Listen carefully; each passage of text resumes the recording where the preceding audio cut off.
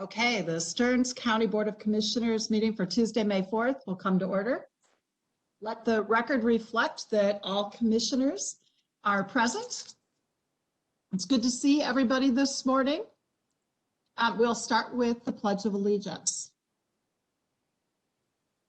I pledge allegiance to the flag of the United States of America and to the republic for which it stands, one nation, under God, indivisible, with liberty and justice for all. I have to admit, I always wish that we could figure out how to actually be in sync and do it together. Okay, our first order of business is approving the agenda. Mike, are there any? Didn't see any changes. No changes, Madam Chair, Okay. that I'm aware of. Okay, does anybody have anything they want to do, or it would be good to have a motion to approve the agenda? Motion approved by Steve. Thank you, Commissioner Knott. Second. Okay, thank you, Joe. We have a motion and a second. Randy, would you please take the roll? Sure. District 1, Aye. District 2, Aye. District 3, Aye. District 4, Aye. District 5. Aye. It passed unanimously. Thank you. So our next item is the public access forum. Mike, is there anybody who's expressed an interest in speaking today? There has not been. Okay, well, members of the public, we want to encourage you. If you've got something that you want to make sure we're all hearing, you certainly can email us, but our public access forum continues to be available. And you would just send an email to info@co.stearns.mn.us or call 320-656-3602. By 4:30 the Friday before. We still have had robust communication, I think, with people, but we just haven't had them come in here. So hopefully you can come in, you can come on visually on here if you'd like to. Okay, moving on to the consent agenda. Is there anything that anybody would like to have pulled, or can we have a motion to approve the consent agenda?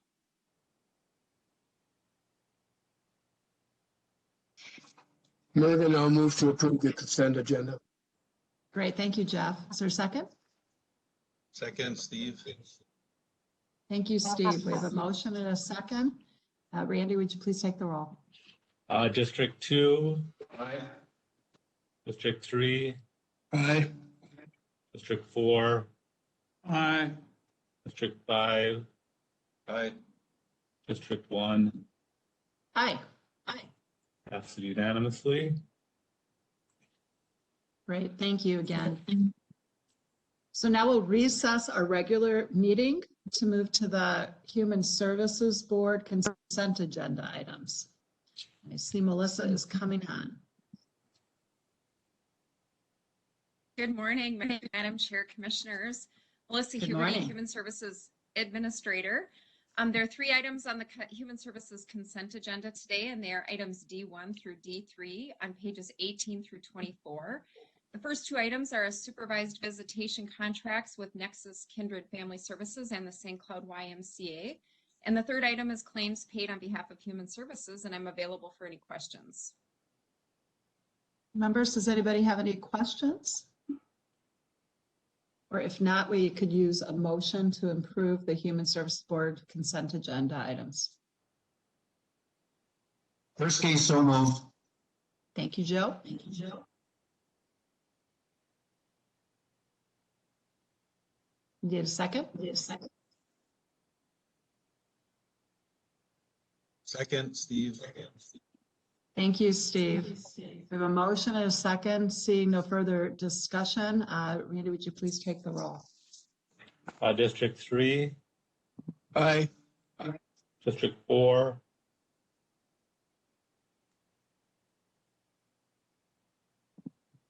Lee,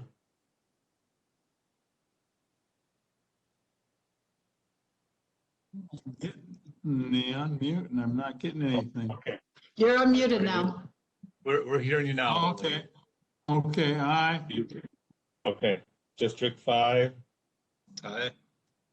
District 1, Aye. District 2. Joe? Aye. There we go. Thank you. Passes unanimously. Thank you.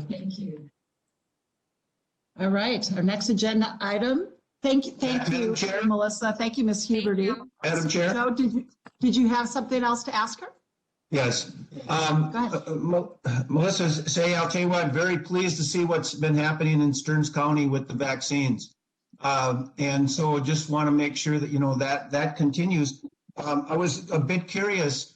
There seems to be a considerable discrepancy on the river. Benton County seems to have very few, or was one of the lowest in the state. Is there some rationale why they're not getting that, or is that a mistake in reporting? In that, are people coming to Stearns from Benton to get that shot and just not being reported in Benton? You know?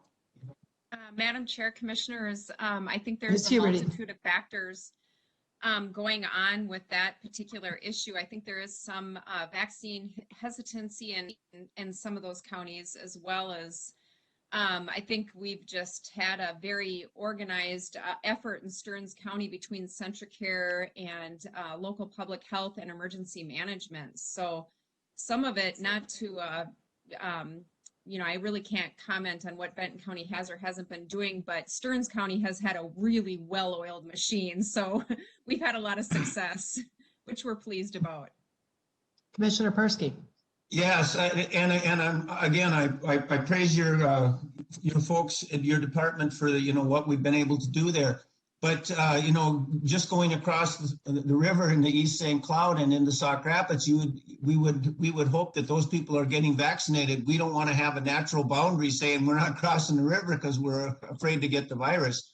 Anything we can do, I would imagine, to encourage that would be helpful. But I was just wondering why there's such a dramatic difference.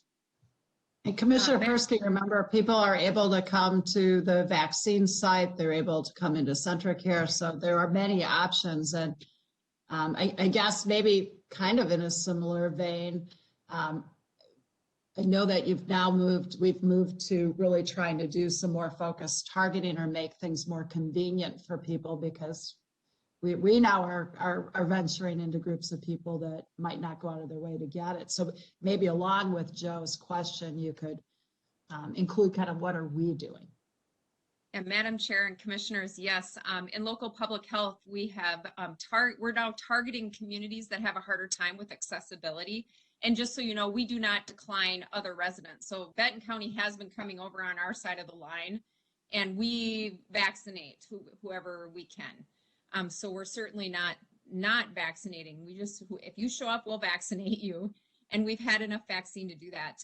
In local public health, we have been working in concerted effort to actually go after communities. In fact, we're spending a lot of time in Western Stearns County in the rural areas coming up this week to try to target and help some of the schools and other places that might have accessibility issues. So that's what we're going to spend the next weeks doing, is helping those with accessibility issues in rural Minnesota, and also other groups that might just not show up at their clinics regularly. Okay, well, thanks, Melissa. Appreciate the good work.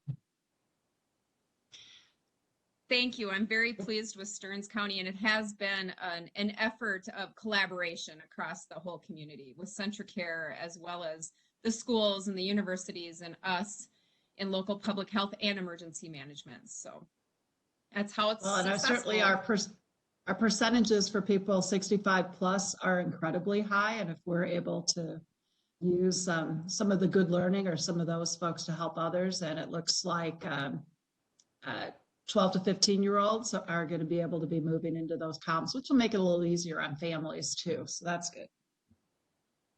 Well, please thank everybody for us. We know this is a lot. So very much appreciate it. Thank you very much. Great. Anybody else? Okay, then we will thank you, and we will reconvene the our meeting, the regular meeting, and we will move on to parks. Hello, Ben. It's good to see you. Understand we're getting the Parks Department Annual 2020 report. Yes, good morning, Madam Chair and Commissioners. My name is Ben Anderson. I'm the Stearns County Parks Director, and today I have for your consideration item E1, the Parks Department's 2020 Annual Report, and this item can be found on packet pages 26 through 93. Can you see my screen?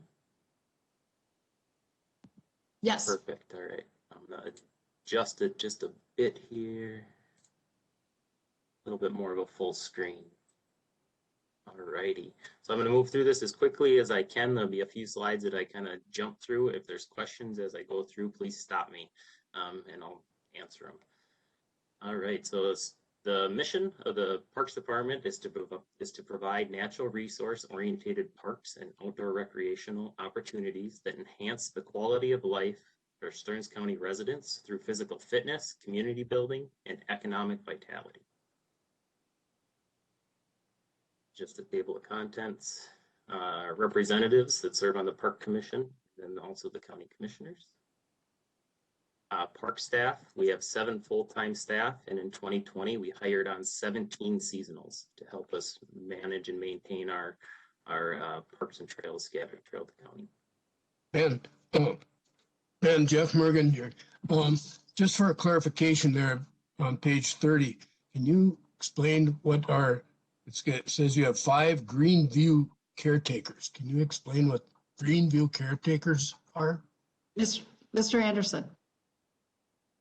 Yes, thank you, Madam Chair, Commissioner Mergen. Greenview caretakers, so they are a company that we contract with. They're the same group that takes care of like the rest stops along the interstates, things of that nature. So they're a little bit older in age, and I believe they have to meet certain income levels, and we use them down at Warner Lake and up at Mississippi River County Park to perform our general caretaker duties, so cleaning bathrooms, picking up sticks, making sure the trails are there, and then monitoring the park and park visitors to make sure they're doing what they're So Greenview is a company? Greenview is a company, yep. Okay, thank you. Anything else, Jeff? Nope, that was my question there. Okay, thank you. All right, go ahead, Mr. Anderson. Thank you. Park Commission, the chair of the Park Commission was Sean Gates, and the vice chair was Kay Wenker. And then also the Lake Coronas Joint Powers Committee representatives were Kay Wenker and Orville Willenbring. And myself, I served as the vice chair for the Greater Minnesota Parks and Trails organization, as it represents Greater Minnesota and basically is an advocate for legislation to keep funding for legacy dollars and other grant dollars coming to Greater Minnesota so we can maintain and develop parks. Each of the sections as we go through are going to be separated out by these pictures that were taken throughout 2020. So that's just how we know we're moving on to a new section. The planning goals for 2020, complete the design and engineering for the Beaver Island Trail and Kramer Lake Wildwood Park entrance. Actually, neither of these were complete. The Beaver Island Trail was, we're working on purchasing the Freilich property. So that kind of set the design engineering back a little bit down there. And then just with the COVID-19 stuff, the Kramer Lake Wildwood Park entrance road also is getting pushed back a couple of years as we hope to put more effort into the Beaver Island Trail moving forward. We continued maintenance on and within our parks, trails, roads, and parking lots throughout the county. We completed the Great River Park Complex Master Plan. And just for reference, that was the partnership project with Benton County, with Bend in the River Park and our Mississippi River County Park to create that complex to become eligible for legacy dollars for future development, acquisition, and things of that nature. We continued to implement the county comprehensive plan, the recreation section. We maintained and created some new public-private partnerships to offer outdoor recreation opportunities within our park system. The new partnership was with the Mid-Minnesota Cyclists and the development of a mountain bike trail out here at Quarry Park, which is not open yet. We're still developing.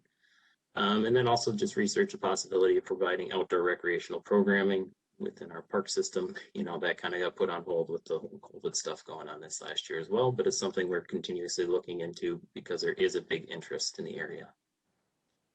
2021 goals. I'm not going to read through these. They're very similar. If there's questions on this, please let me know. In 2020, we did look at 4 different properties as potential parkland, none of which were purchased in 2020. We did obviously pursue the 75 acres adjacent to Mississippi River County Park the most heavily, and came fairly close to that one, but ultimately there was no property purchased in 2020.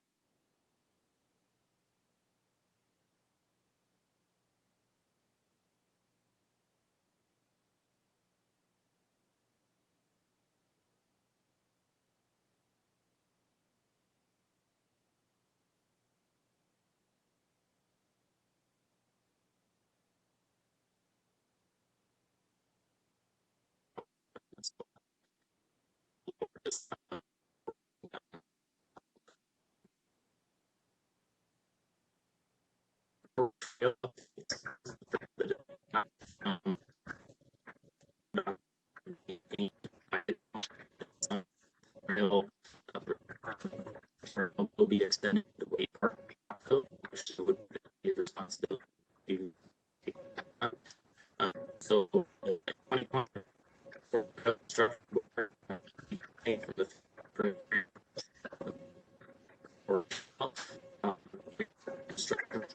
not waiting complete picture.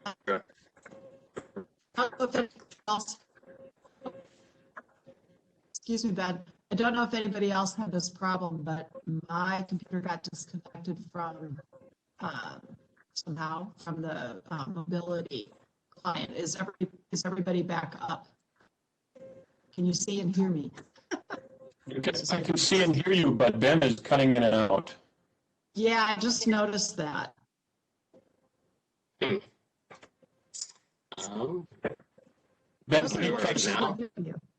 Yeah, I think you're better now, Ben. Try it again. Okay. Thank you. All right. All right, so I'll just start here. The Rocori Trail Construction Board is now waiting on some LCCMR funding and it's held up with some legislation.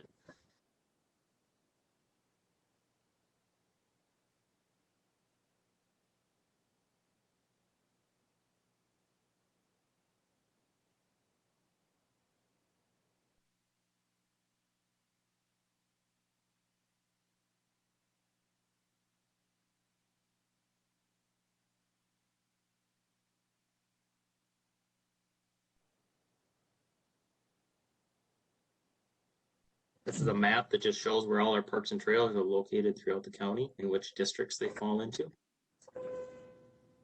Here's a graph that shows, or not a graph, a table that shows all the acreage of our county parks. So in total, including our 3 recreational trails, we manage 2,658 acres. And here's the acreage by park. Quarry Park is by far the largest park that we manage. And then actually followed up next, acreage wise, is the Dairyland and Sioux Line corridor that runs from Bruton up to through Albany up to the Morrison County line.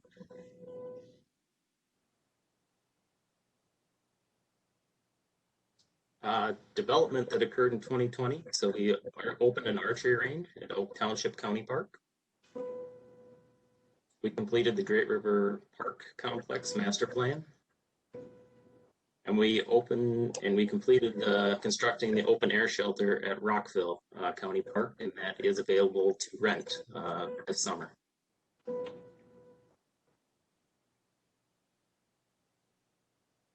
These are just some of the maintenance and goals and responsibilities. These are fairly similar on a year-to-year basis. Basically, our 2 main goals are to maintain parks to be clean, safe, scenic, and functional for the public, and to maintain and support facilities and equipment to perform goal number 1 effectively. Inspections and training that our maintenance crew go through on an annual basis.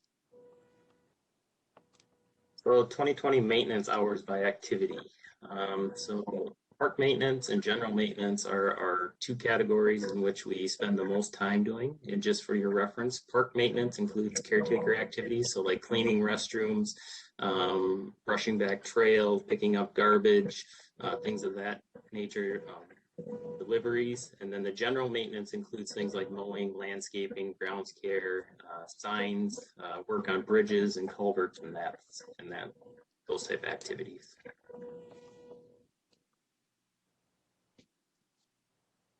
Some maintenance projects that were completed within our parks in 2020 include completely redoing the 320-foot long floating boardwalk at Quarry Park. It's 10-foot sections. This is probably one of the bigger highlights for people as they're heading down to Quarry 2 to swim, is as they walk across that and they get the kind of bounce as they go across the wetland. We also remodeled the kitchen down at the Nature Center, thanks for the help from building facilities with completing this. It looks great and new, so hopefully, you know, as restrictions continue to loosen up and more people will get vaccinated, we're able to rent that facility out more and more. It turned out very nice down there. We also chip sealed the entrance road down at Warner Lake, and then a road down in the southern part of Quarry Park. And then our biggest maintenance project this last summer was the resurfacing approximately 7 miles of the Lake Wobegon Trail, starting in Sauk Center, headed towards Melrose. And then we also redid an 800-foot section in Avon. This is one of the oldest sections on the Wobegon, and we slowly pick away at, you know, trying to keep the surface clean, smooth, and in good shape for our 250,000 plus users that utilize the trail each year. Other maintenance on the Lake Wobegon Trail include crack filling, seal coating, and bridge work.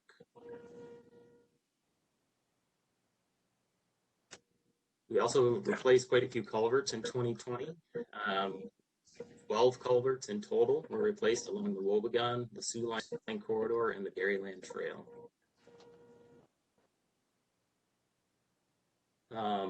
Intercounty agreements. So this is for Lake Coronis Regional Park. Just for a reminder, this is part of the Joint Powers Board that we have with Meeker County. Meeker County handles all the day-to-day operations for the campground and the park down on Lake Coronis, and then Stearns County pays for half of it. To summarize this, couple paragraphs here. Essentially, the campground was closed for the month of May, but it really didn't end up affecting the budgeted revenue, as they surpassed the budgeted revenue amount and actually took in the most revenue ever that they have camping down there. So it was super popular, and once people could get out, once things were loosened up, they really wanted to camp and be outside within the parks, and they're already seeing a similar reservations this year, in which they've had the most reservations ever at this time in comparison to past years. So it's looking to be another great year down there for camping reservations. The other intercounty agreement we have is with Wright County for Fairhaven Mill County Park, and again, they handle the day-to-day operations, and Stearns County pays for half of it.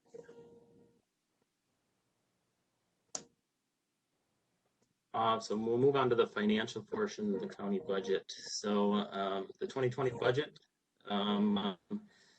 expenses were about $1.3 million for our parks department, and that equals to about 1% of the overall county budget. So revenue, the budgeted expense, or budgeted revenue and budgeted expense, and the actual, as you can see, there's some differences in there, and I am just going to read through this to kind of explain why the differences are there. So the park fund revenues were just shy of their annual budgeted amount due to timing of pass-through grants for snowmobile associations. The Quarry Park permit revenues did exceed the total annual budget by $36,000 or 19%. And it was a busy year out here at Quarry Park, due to weather and the pandemic. Park expenditures are $58,500 or 4% over budget. The Parks Department received and spent $30,000 in trail maintenance grant funds, which was unbudgeted in revenues and expenditures related to the Lake Wobegon and Dairyland trails. And then the timing of the snowmobile pass-through grants also caused expenditures to appear over budget. The pass-through grants are the grant needs snowmobile grants is what we're talking about there. Lastly, a portion of the expenditure overage is a result of additional staff hours for park cleaning and maintenance due to the pandemic. These costs were reimbursed through the COVID funding. So if the items above are removed, the pass-through grants, the snowmobile grant, and the COVID-related payroll, our revenues actually ended up 55,000, a little bit over 55,000 above budget, and expenditures ended just a little bit, about $5,500 less than budgeted, you know, so therefore favorable in both revenues and expenditures.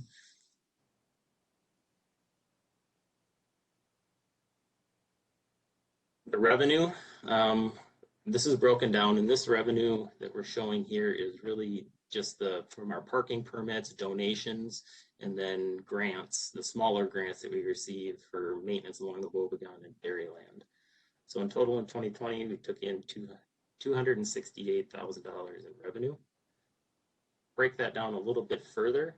The revenue dollars by park, you can see that Quarry Park, our parking permits, we took on almost $230,000 in revenue. So that's where the big bulk of our revenue does come in for what we take in here at the Parks Department.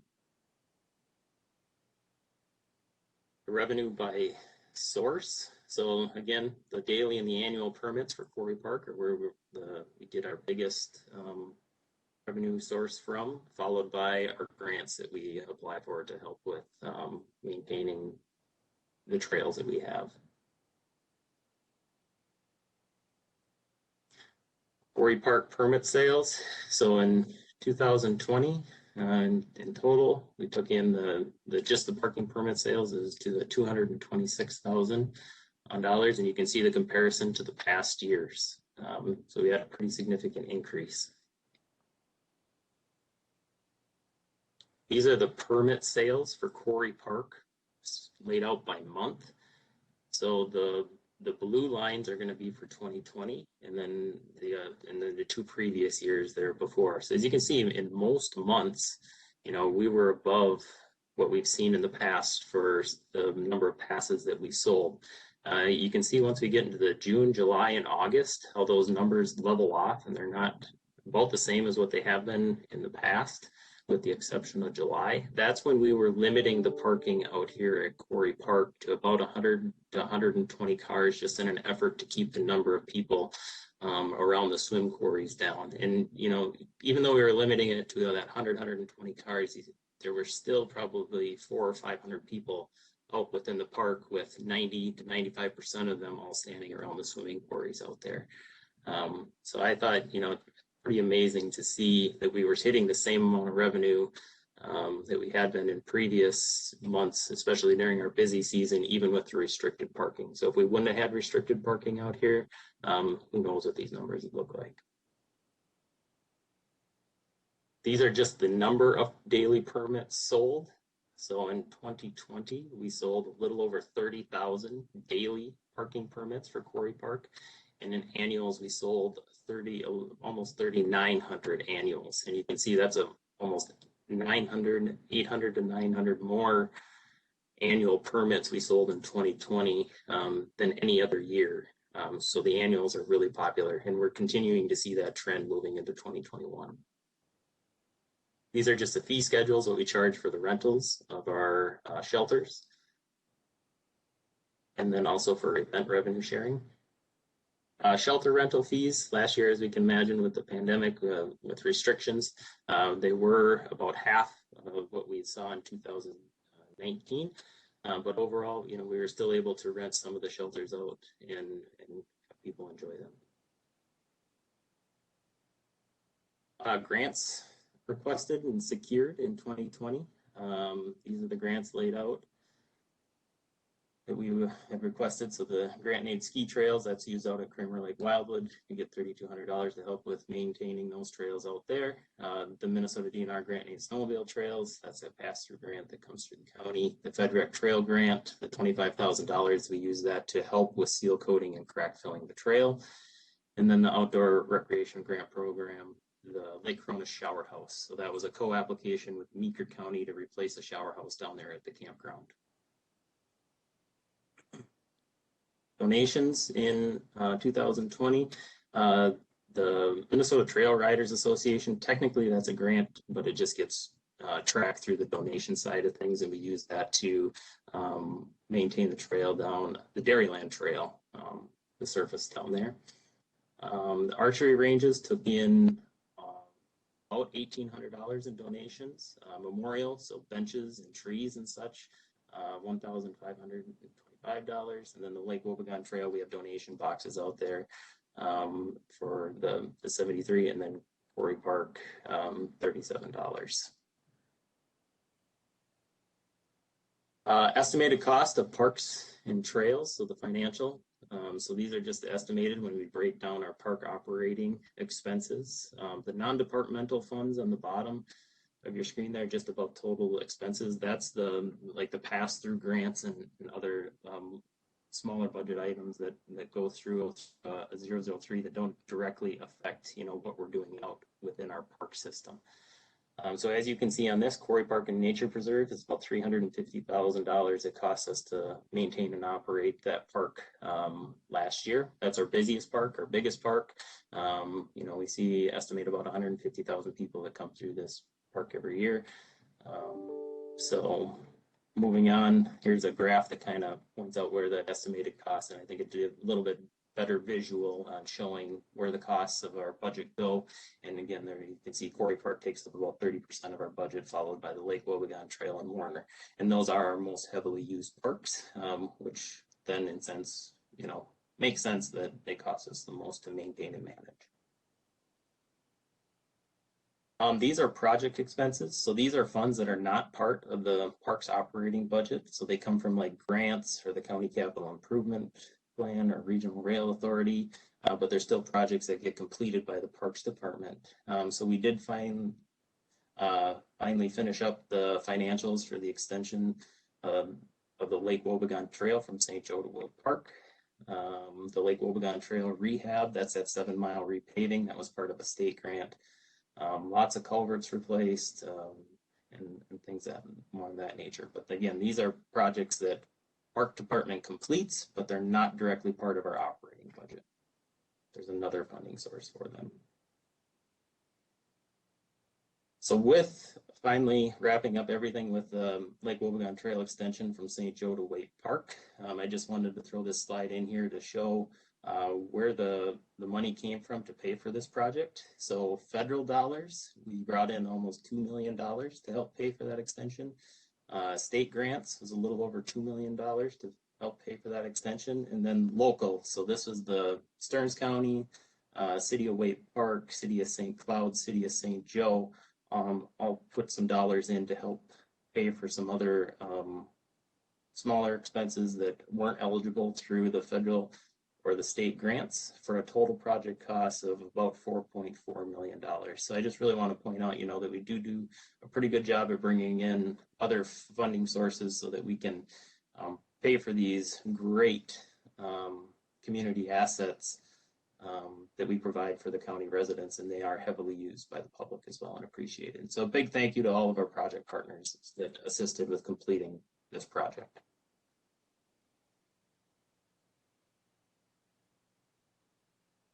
(2020) was also a year of new technology for the Parks Department. We implemented a Facebook page along with the rest of the county. We also got a new website. We also worked with the county GIS team to put together the Report of Park Problems. So this is an app.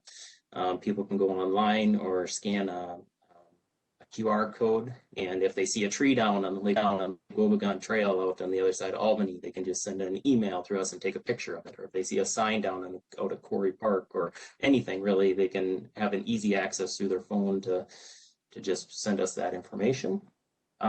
We also implemented a visitor's guide, and a big thanks to Bryant McClelland for creating this. And essentially this guide is recommended for first-time visitors, and it allows people to take a virtual walk through a park, following along an interactive map while learning about the points of interest and things to do. So people could be at home if they're interested in Quarry Park. Well, do I really want to go there? Well, they can go online, they can check out this virtual walkthrough and say, oh, that does look really cool. There's the Derrick exhibit, or, oh, that's what people talk about when they're talking about jumping off or swimming in a swimming quarry or things of that nature. So that's a really cool thing that we added. Yep. Can I ask a quick question on that? One of the things I was wondering about when I looked through this is, and I have to admit, I haven't gone and checked, so I will do it. Does it also then help people see which are the trails that you can walk versus bike, or you can, where you go from a cross-country skiing standpoint? Does it help them with some navigation on understanding about that? Yes, so the maps, we do have our winter map and the summer map located within these visitor guides, in which those lines are color-coded for what activities are allowed on those certain trails. And we do highlight throughout those visitor guides, you know, kind of what should be done where, and try to explain that. So that's awesome. Well, if Brian can hear us, thank you. Also, some new technology were the pay stations at Quarry Park. So essentially, this allows people now to pay for their daily or annual pass, just like you would if you're going into a parking ramp. So credit card or cash is what is accepted out there. They've been great. They're awesome. They're super quick. And actually, I think we're getting more compliance with people buying daily passes for their vehicles just because of the ease of use. So we also implemented a new reservation system in 2020. So people can now, you know, go online and reserve picnic shelters, sign up for volunteer opportunities. They can also purchase Quarry Park passes through this system, register for park events, complete special event applications, and or make a donation.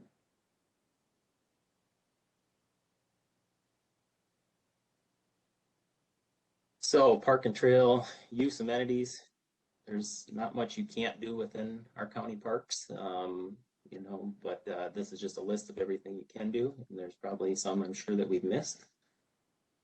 Park and trail use are reservations. So, you know, camping, events, meetings, private events, youth. So even during a pandemic, you know, we were still able to, with you know, following the guidelines from the executive orders, allow people to have some camping, some private events, and some youth activities within our parks. And the total, just within our reservation system, of almost 6,000 people. Public events that were hosted within our parks throughout 2020. And I know when I first looked at this picture on the right-hand side, I was looking, I was like, why are there people gathered? Where are the masks? Why are they so close together? You have to remember back that this was January of last year, prior to all of the COVID stuff. And this was our Moonlight Ski event where we had that. So hopefully, you know, fingers crossed, everything keeps going. And when we move into 2022 for our Moonlight Ski event, we can meet in person and have something like this again. But even given, you know, with the restrictions, you know, people got creative that were hosting the events and did things within the guidelines that were laid out by the executive orders, and we were still able to host, or people were able to host quite a few public events within our parks. This is a sign that we posted within our parks, just helping people kind of navigate the COVID and how to use our parks. And then a summary of our response. The biggest, you know, kind of challenge for us throughout the year was certainly the parking at Quarry Park. You know, and it started off, it was super chaotic. We were doing as one car left, we let one car in, but you know, that created some major congestion on the road. If you can imagine 80 to 100 cars all backed up on the county road, all vying to be the next person to get in line to get into the park.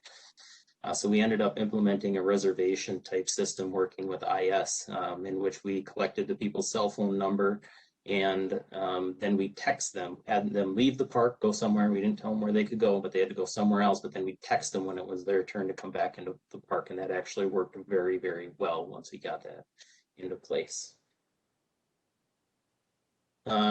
We also did a small private shelter dedication for the donation that the Hoppy family did for the new shelter out at Quarry 2. And volunteers in 2020, we had 329 volunteers that worked a little over 1,200 hours doing activities in 7 different categories. These are our rock climbing and scuba diving permits. So at Quarry Park, because we have the gatekeepers out here, we're able to collect some data from as we're selling passes. And so in 2020, Quarry Park visitors came from 80 different Minnesota counties and from 45 states. So even during the global pandemic, we were seeing people coming from all over the country to visit Quarry Park. And that graph on the side is just a breakdown of where people come from. And to me, it's super interesting. So about 23% of our users here at Quarry Park from Memorial Day to Labor Day were from Stearns County. 43% of our users come out of the 7-county metro area. And then 31% come from outside Stearns in the 7-county metro area. And then the 3% is from out of Minnesota. And just a note, of that 43% of the people that come out of the 7-county metro area, about half of those come just out of Hennepin County alone.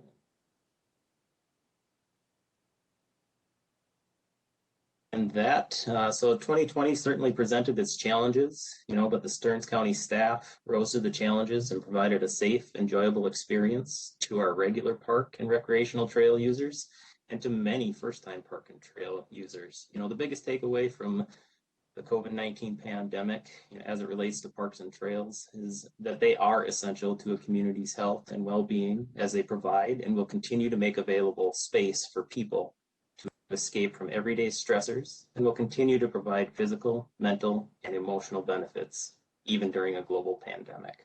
So with that, I'll take any questions. Thank you, Ben. That was really, really great. And I think we all saw how important our parks and trails were for our residents and others during this time. And hopefully we'll be able to be continuing to grow. I've got a couple of questions for you.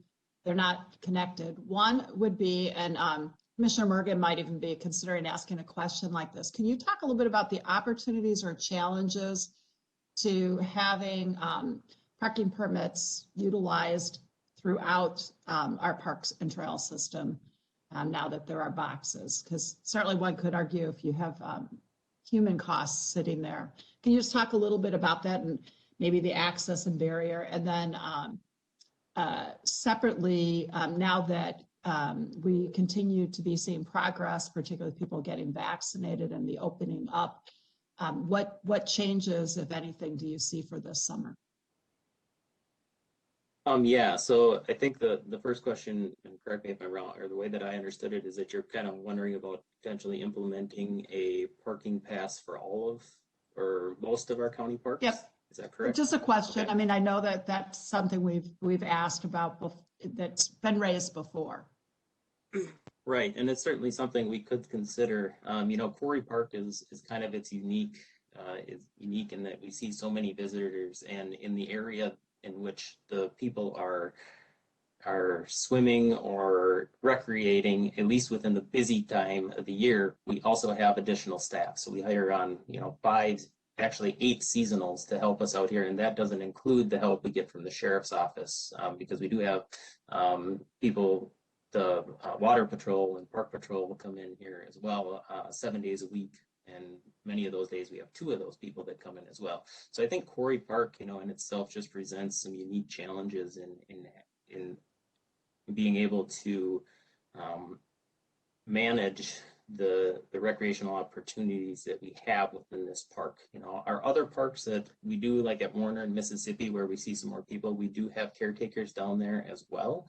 But those parks don't just seem to be as inherently have as much risk down there, or need to have as much, as much as I don't want to say it, kind of need the babysitting to kind of keep people in line with what they're doing.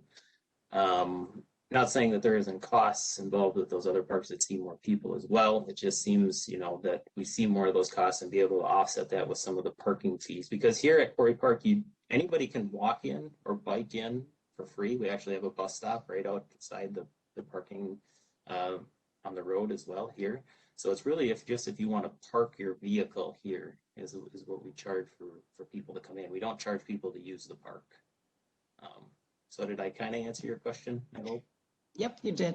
It sounds like we have inherently some additional costs there, as well as perhaps with the parking permit, it helps people consider how they're utilizing the space a little bit, an opportunity to pause. But we are not charging for them to use the park. It is for the parking.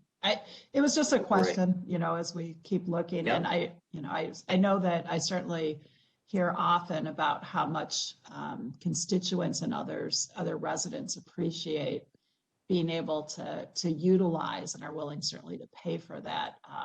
For those who are able to pay for that. I also thought it was really interesting how many people are coming from other places, and we are arguably capturing some revenue from that, or at least helping pay for our costs. Okay. Right. And then that other question, go ahead. Go ahead. No, go ahead. Oh, and then the other question was pertaining to, sorry, can you repeat it?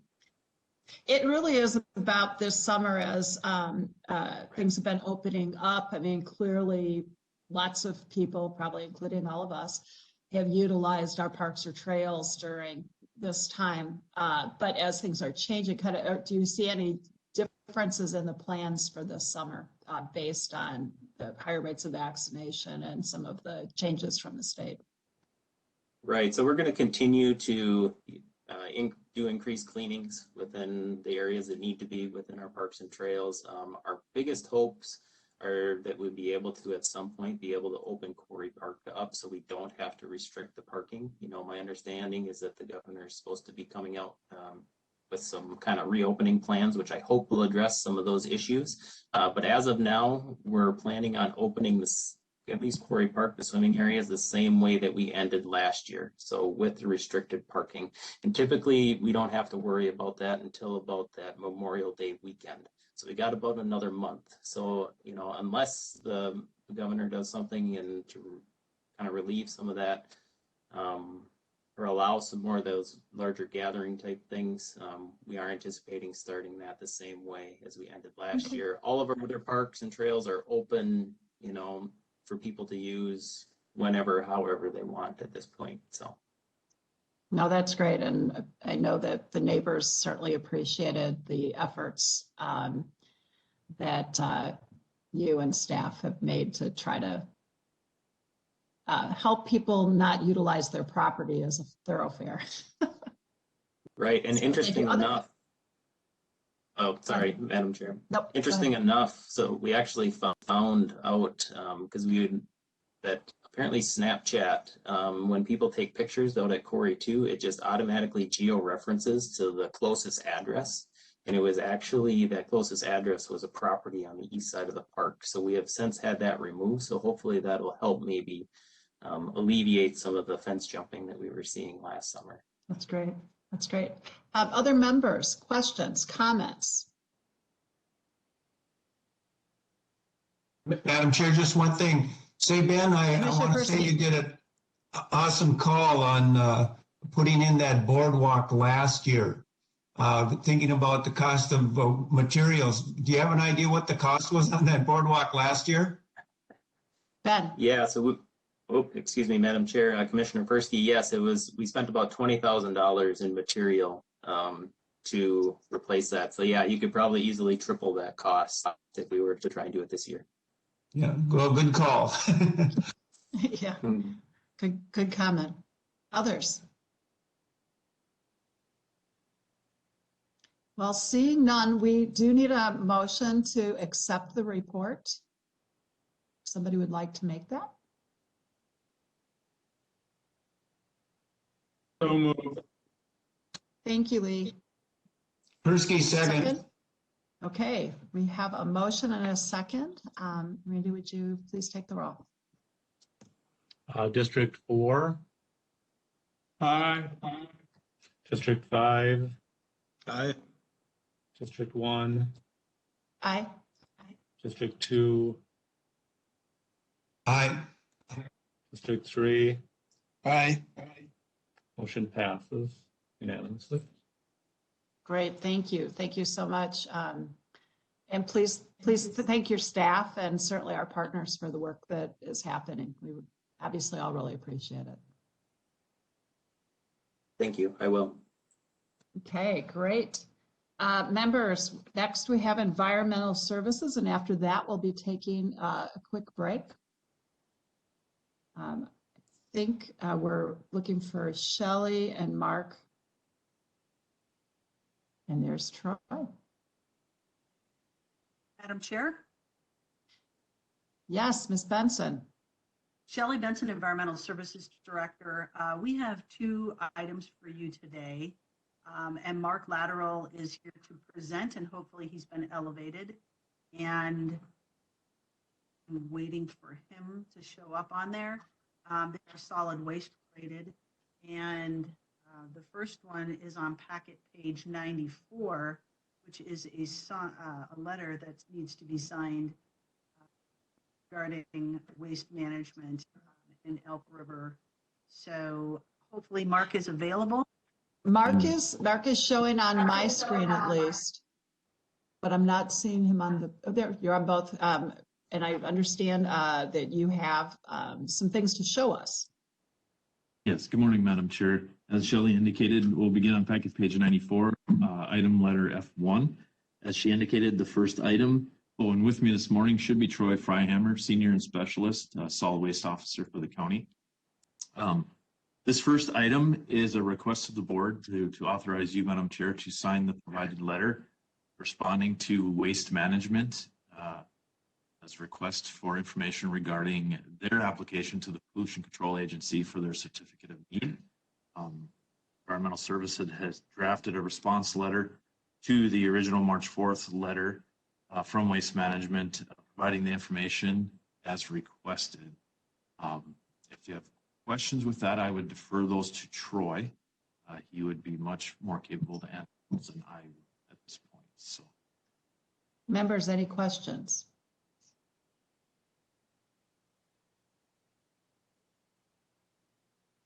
Seeing none, we do need a motion to authorize my signing the letter that was attached. So moved. Thank you, Lee. Second? Is there a second? Persky, second. We almost had dueling seconds there. Thank you. Thank you, Joe, and almost Steve. Okay, we have a motion and a second. I think we're ready to take the roll then. District 5, Aye. District 1, Aye. District 2, Aye. District 3, Aye. District 4. Aye. Passes unanimously. Thank you. Thank you, members. All right, item number 2, receiving the solid waste plan update. yes, thank you, Madam Chair. Second item, packet page 1, item F2. The department wanted to present to the board a brief update regarding the solid waste management plan update that is currently going on. Again, with me is Troy Freihammer, who has worked extensively on this plan update. We did provide an engagement summary that was put together by our consultant that we worked with, SRF Consulting Group. It's kind of a one-page summary. I do have a short video clip that I'd like to play for the board. Otherwise, we can do that first, or we can hear from Troy kind of giving you an update on the plan that he's worked on. So.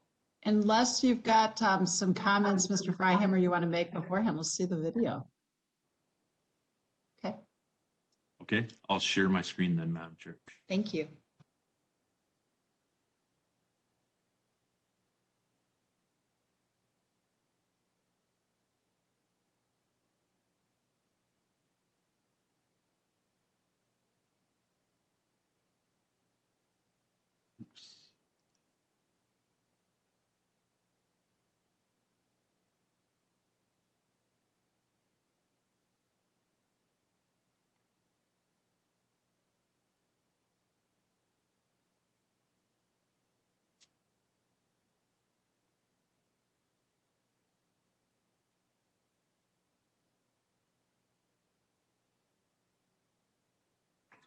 Stearns County is preparing an update to the current solid waste management plan.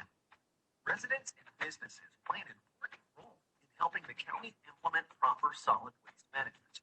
And to ensure the plan reflects residents' needs, the county prepared a community survey that received more than 350 responses, conducted focus groups, members of the solid waste industry, and representatives from local municipalities, educational resources, and conducted phone surveys with rural residents and businesses. Mark, we can hear but not see it. Oh. That reduces waste. Okay, then let me start it over once and try again. Now we've started to be able to see it. Okay, let me click the play button here again. Is it In working? 2021, Stearns County is preparing an update to the Thank current you. solid waste management plan. Residents and businesses play an important role in helping the county implement proper solid waste management. And to ensure the plan reflects residents' needs, the county prepared a community survey that received more than 350 responses, conducted focus group meetings with members of the solid waste industry and representatives from local municipalities, created educational resources, and conducted phone surveys with rural residents and businesses. This community input will help Stearns County prepare a solid waste management plan that reduces waste, increases recycling, and diverts garbage from landfills over the next 10 years and beyond. The community survey asked residents how they currently use solid waste systems and what future changes they would like to see. Results showed that a vast majority of respondents have adequate opportunity to dispose of trash and recycling. Currently, about half of the county's solid waste is sent to a waste-to-energy facility. Across engagement activities, participants indicated significant support for prioritizing and expanding waste to energy. Additionally, the county heard support for expanding recycling opportunities and diverting waste from landfills. Community engagement also identified an opportunity to reduce solid waste by promoting composting and separating food scraps from the waste stream. Throughout the process to update the solid waste management plan, the county heard from the community that there are opportunities to educate residents on solid waste best practices and promote the existing services available across the county. Thank you for your feedback and for helping to reduce, reuse, and recycle. With your help, Stearns County can be a leader in waste reduction and processing. For more information, please visit the project website. Thank you.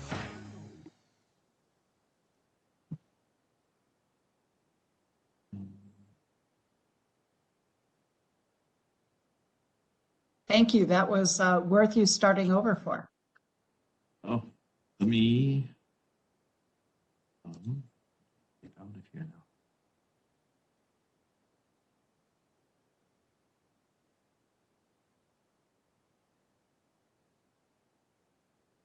So we should be looking for Troy to give us some solid waste Yes. plan information.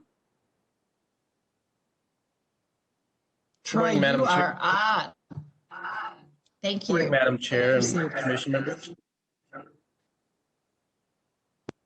Yes, we are just an update on the solid waste management plan. There's no action needed today. We are on track for having this in. Our deadline is the first week of June, so I'll probably be ready to turn it in here the last week of May. So in terms of content, it's all there. So now we're kind of working through, we're doing the formatting, grammar, and just some miscellaneous odds and ends, trying to make it look good. Also, we got to do the number of appendices. So, and then also and then once the page number's done, and we'll be doing the executive summary. So that again, we'll probably have that turned in to the agency by the end of the month. After that's submitted to the agency, they will begin their initial review. From that initial review, there might be a little bit of back and forth, minor changes, or could be major changes too, depending on what they see. And then after we come to that agreement, the agency will do a public notice, which will be done here locally and then also statewide.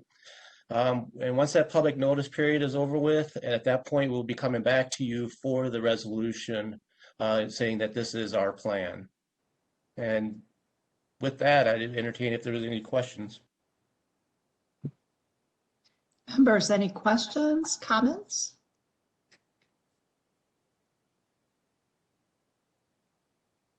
Recognize that this is a significant amount of work, Troy. I mean, I know you worked really hard on trying to reach out and really get people engaging. And I don't know about the rest of you. I had one person who had copied me on an email who's out at St. John's and St. Ben's and was really pretty interested about what was happening, and then said they were going to go back and talk to students. I don't know that students ever got reflected in there, but the fact that somebody both paid attention enough, filled it out, and was willing to communicate it, I thought was a good thing. Yes, Madam Chair. Just to touch on that, reaching out to the students, and you could see that in our report with the consultant, and we definitely need to work on education and spreading that message out much better. So that consultant work has certainly told us a lot. And some surprises, and some of them we kind of knew were coming. So. Yes, it actually seems encouraging with some of what what the county has been working on. And I don't know about the rest of you, but I think I've been getting more questions recently about what's really happening with our recycling than I did even a year ago. So that probably falls under your educational component.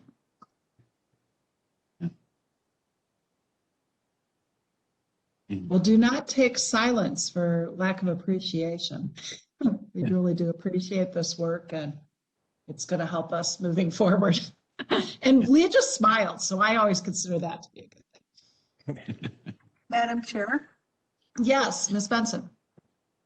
The solid waste plan is a 10-year plan. So as I said, it's something that we do every 10 years, and our Tri-County partners also do every 10 years. And it reflects kind of the goals and conversations they've had as Tri-County as well. So I think that was important, and that's one of the reasons we wanted a consultant, is to try to understand the regional aspects. And we've done a lot of work with groups to try to understand how we fit within the Tri-County areas. So a lot of great work by Troy and the consultant group, and we really appreciate all the efforts that were put in. So we just want to let you know that we will be working on the plans and the goals, not just at the Stearns County level, but also at the Tri-County level as well. So this plan is a coordinated effort. It is Stearns County's plan, but we also coordinate with Tri-County as well.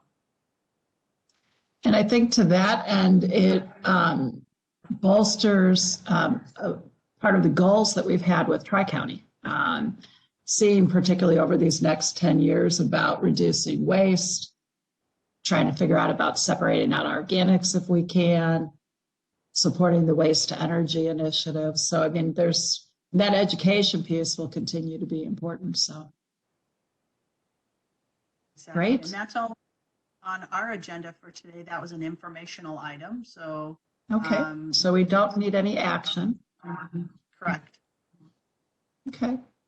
Anything else, members? Commissioner Mergen. Yes, I have a couple of generic questions for Shelley. We've been going back and forth over the last several days with phone calls. So go ahead. One of the questions I had this morning, I don't know if you found it yet. What was the date that the state changed the 2-foot separation for modeling to the 3-foot separation? Ms. Benson.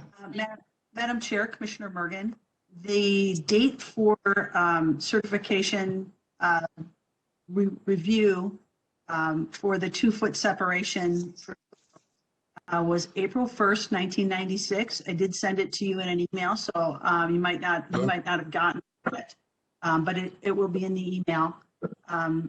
So when steps were put in prior to April 1st, 1996, the standard was a 2-foot separation allowance. So adopted new rules in 2008 that specified those older systems had a little more allowance for them. Okay, Commissioner Bergen. yeah, but after that, okay, let's say in 2007, would it be reasonable for a property owner that to assume that things are currently meeting the current standards when the separation distance is checked as done by examined records? Would it be reasonable for the property owner to, at that point, assume that this meets the 36-inch test, which is now law since 96? Madam Chair, Commissioner Mergen, I don't know if it's a reasonable assumption. I think what it means is that the certification standard at that time in 2007 was one that we would have looked at. And at that point, the methodology that was utilized was record review.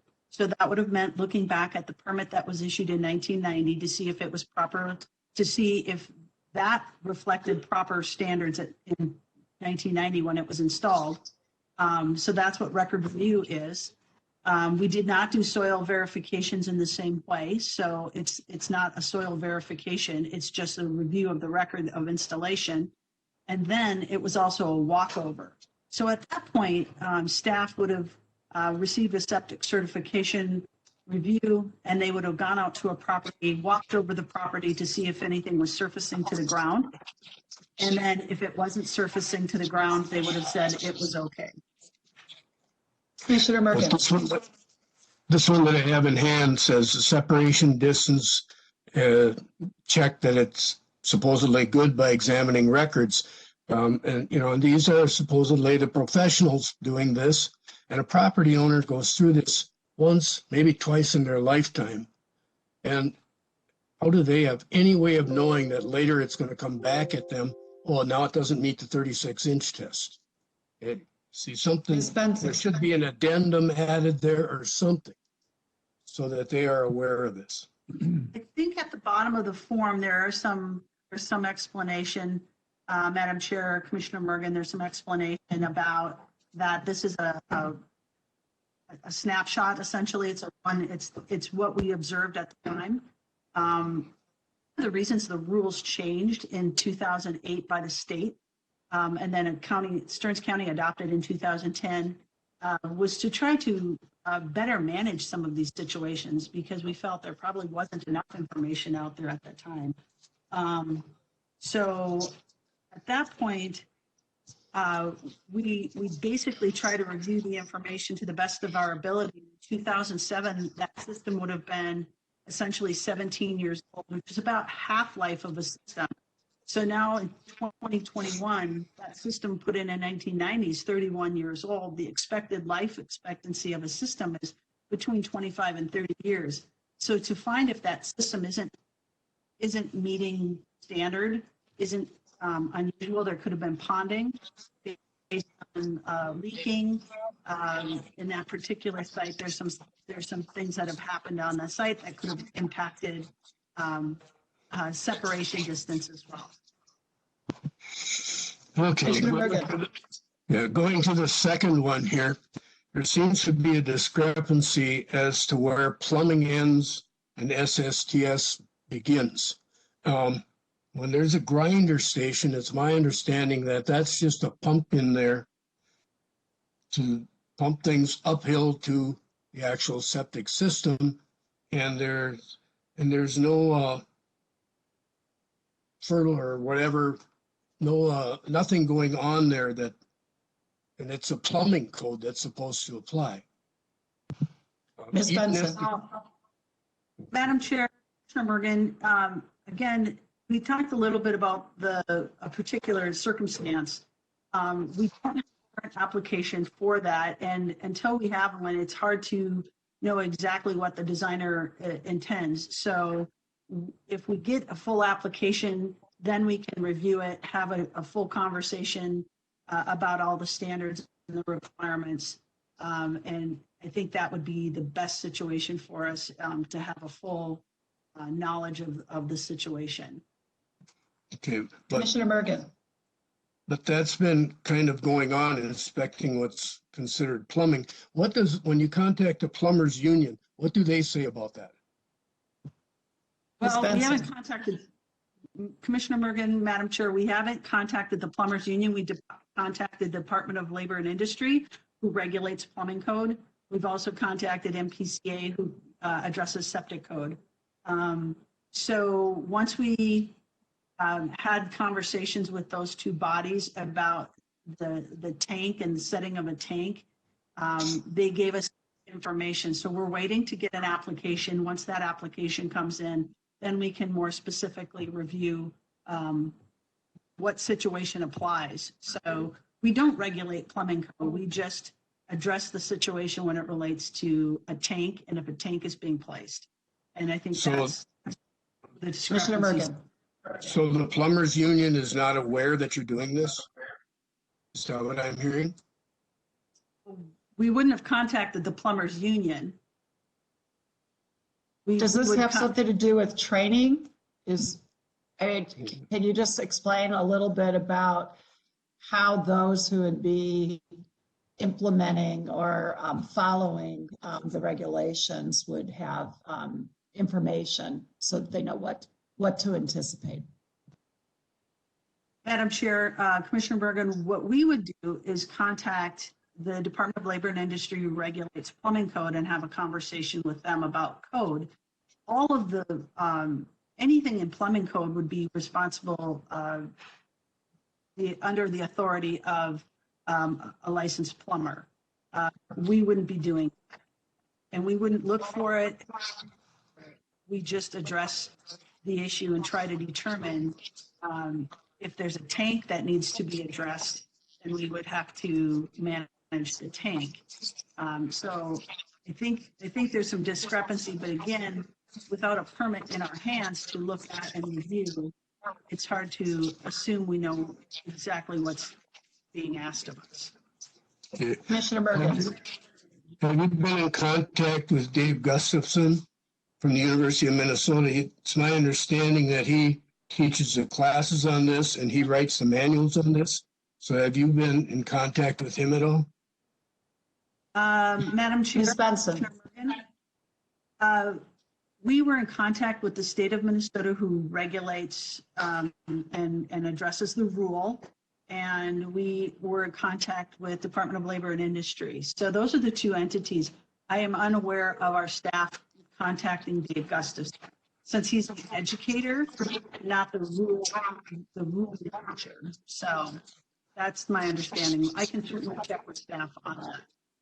Okay, So what I'm hearing you say, just a moment, Jeff, what I'm hearing you say is that staff had contacted the entities for whom have the oversight and who regulate this. It hasn't been a broader conversations with others who might be interested. It's directly with the people who are. Madam Chair, that's correct. Okay, thank you. Jeff, go ahead. Well, just to clarify here, so what's called a grinder tank, as long as the sewage is not sitting there to the point where any treatment happens, that is not SSTS. Ms. Benson. That is my understanding. Okay, thank you. Thank you. That's all I have. Thank you. Now that, for those of you who haven't been engaged in part of this conversation with a couple people, I found that useful. So thank you, Commissioner Mergen. Thank you, Ms. Benson. Anybody else? All right, well, thank you so much. We are going to take a brief recess, 5 minutes-ish, and we will see you all in a few moments.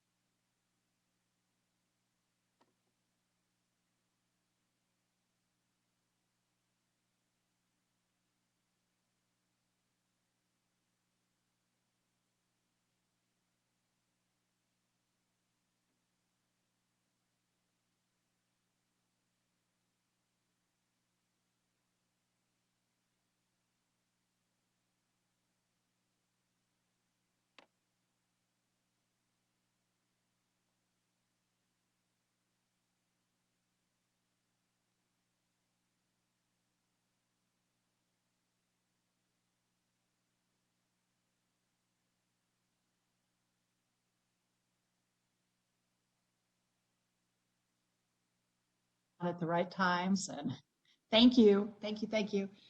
All right, we are now moving to property services.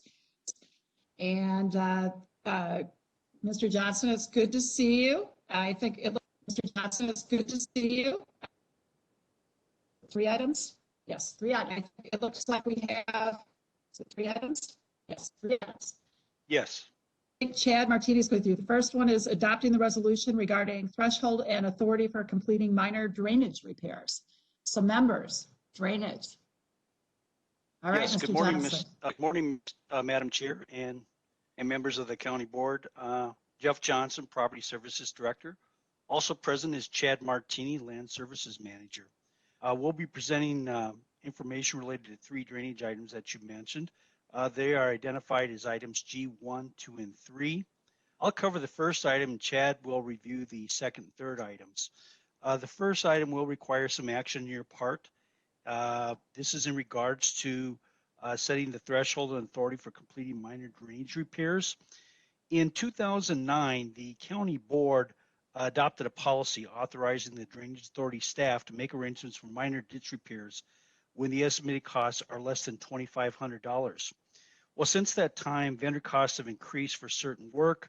The threshold for maintenance that's authorized by the Drainage Authority staff to do has increased. And what we're asking today is that any maintenance costs less than $7,500 should be considered a minor repair, and that authority to make those arrangements for this work delegated to the staff.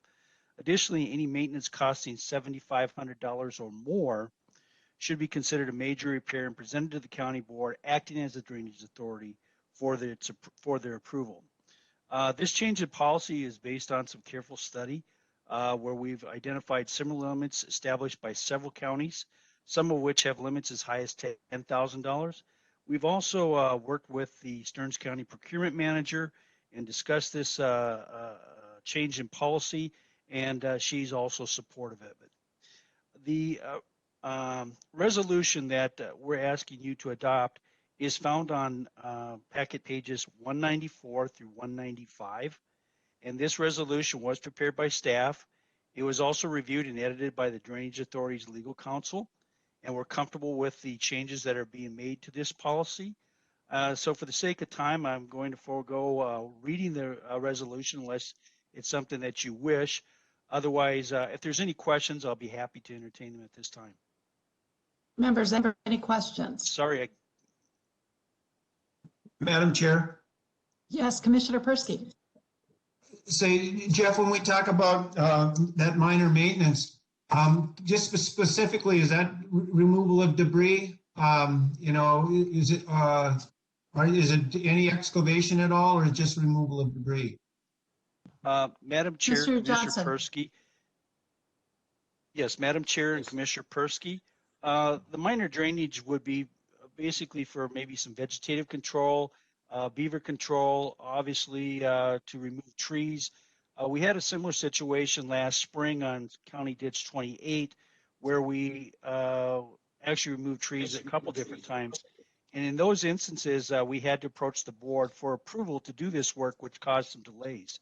And so by having the threshold increased to less than $7,500 would give us the flexibility and the ability to act quickly in certain situations. So I hope that answers the question. Thank you.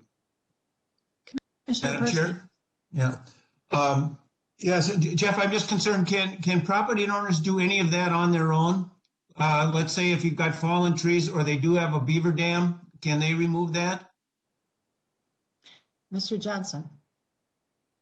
Madam Chair, Commissioner Persky, we encourage them to contact us first. We will work with them. In some instances, yes, they can do some of that work, but with our supervision, obviously, we contract with independent contractors to do some of this work, and some of the property owners have done some cleaning of the ditch themselves, but for the most part, we do coordinate and work with local vendors to do some of this work because of the nature of it. Mr. Persky, anything else? Okay. Anybody else? Otherwise, we're looking Madam for Chair? a motion. Yes. I'll move the recommended action. Great. I'll second. Great. Thank you so much. Morgan. Great. Commissioner Notch and Commissioner Mergen, we have a motion and a second. Randy, would you mind taking the roll? Sure. District 1, Aye. District 2, Aye. District 3, Aye. District 4. Lee, you must be muted.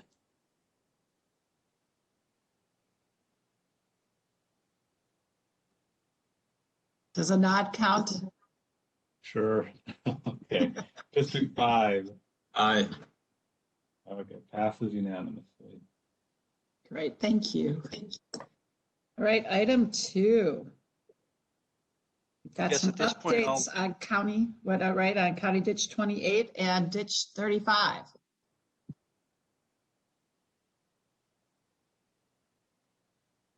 Madam Chair, at this point, I'll defer to Chad Martini, Land Services Manager, who will give you the update on county ditches 28 Great. and 35. Thank you. Wonderful. Welcome, Mr. Martini. Morning, Madam Chair and Commissioners. Thanks for having me this morning. For the sake of time, I'll jump right in. I'm hoping everybody can see a PowerPoint I have labeled Stearns County Drainage Update. Yes. All right, perfect. The goal here today is to follow up on a couple directives that were given to staff on drainage and also get into a repair proposal on a different ditch.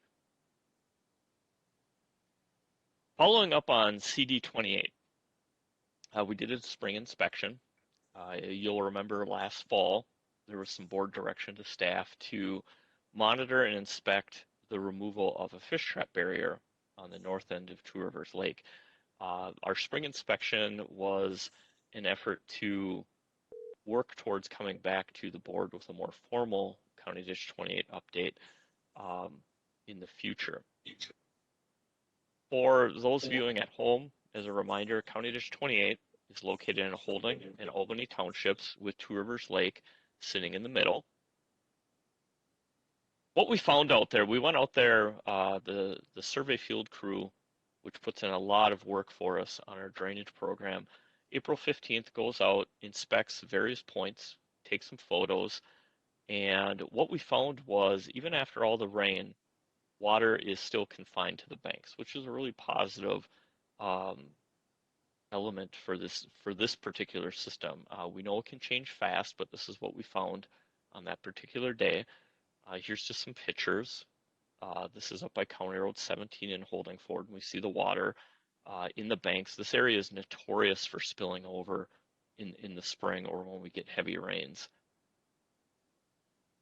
This is a trestle bridge. We did a fair amount of tree removal and vegetation cleanup between those pylons last summer. This is looking from the trestle bridge north, and if you'll remember back to last summer, this view was obscured by trees. There was about a half dozen willow trees that had fallen in. Those have since been removed. Hopefully that's assisting with flow. St. Anna Drive, again, water still in the banks, very positive. And then this would be the beginning of the ditch near Quaker Road, again, not spilling out. So at this point in time, the ditch looks good. I think as a follow-up from staff, we'll be coming back to you later in the year, as you directed last year, to talk about maybe next steps and kind of summarize where we're at with that repair that some people have been requesting out there. Any questions on County Ditch 28 that I can answer for you? Members, Commissioner Notch. Yeah, Chad, did you, were you guys able to get a boat or out by where the fish trap was to see what it looked like there? Mr. Martini. Thank you, Madam Chair. Commissioner Notch, this spring we didn't specifically get near that area. We were out there last winter. We were out there last fall. We do have an amphibious all-terrain vehicle. I'm not even sure what the brand name is, Argo, but we are able to, it has tracks, and so it's like a duck boat. And so we are able to get in swampy water areas and kind of go down the ditch. And so those are things that we'll be looking at to do in a more formal inspection, both downstream of the lake and upstream of the lake. Does that help answer your Commissioner question, Notch. Commissioner? Yeah, because isn't there like a berm to get out to where it was from the west shore? Mr. Martini. Not that you have to do it right now, but just To be curious. honest, I'm so entrenched in like 5 other ditches right now. My memory's failing me as to what specifically that. They start to all look the same after a while. Okay, nope, that's fine. Thanks. Appreciate the candor there. Anybody else? Any other questions on ditch 28? All right, I think you can proceed to ditch 35. Thank you, Madam Chair. So staff again was directed to explore with the property owners of the system about system abandonment, which would essentially legally eliminate the ditch system. It's a very small ditch system, kind of a anomaly in relation to the other systems in the county. And so what we did as staff, location. We're in Ashley Township, extreme northwest Stearns County, and it's that little red blob there. And as what we did, we mailed letters to the property owners, kind of introducing the topic, giving a little background on the system, kind of letting them know, inviting them to contact us to talk about issues on the system, maybe abandonment. We had one response. That was by phone. That particular property owner wasn't interested at this time in making any changes. And so at this point, barring additional staff direction, we'll continue to maintain and monitor and inspect County Ditch 35 as we have. And it's worth noting, just geography-wise, this particular system is also unique in that it's 100% within the Sauk River watershed boundary, which really doesn't impact anything. It's just kind of a noteworthy aspect. So, Madam Chair, Commissioners, any further questions, comments, or direction regarding County Ditch 35? Thank you. Madam Anybody? Chair? Yes, Commissioner Persky. Chad, can you go back to that location again? Sure.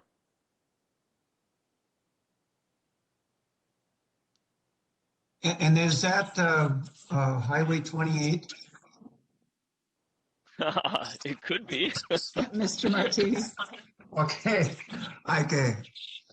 I'm just wondering, I might know that property and I didn't know the status of that ditch. I was just wondering, that's about halfway across Ashley on 28.